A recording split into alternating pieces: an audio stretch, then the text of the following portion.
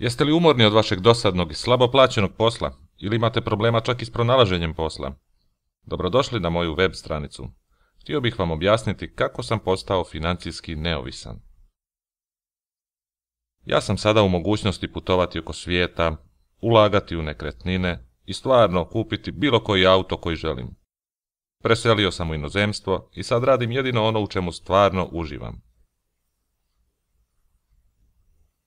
Želim vam reći kako sam postao bogat i kako i vi ili bilo tko drugi može učiniti istu stvar.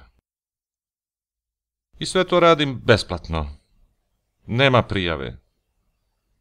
Nema registracije. Nema skrivenih troškova i naknada. To je točno. Samo želim podijeliti svoje znanje s drugima.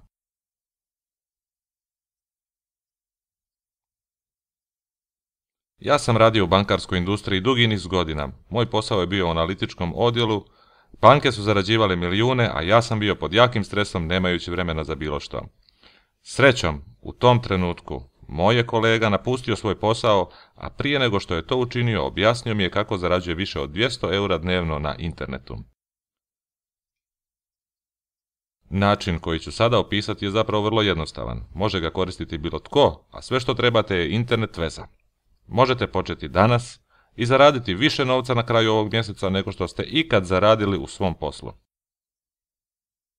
Samo nastavite čitati ovaj vodič u nastavku, a ako imate bilo kakvih pitanja, slobodno ostavite komentar na dnu ili mi napišite e-mail.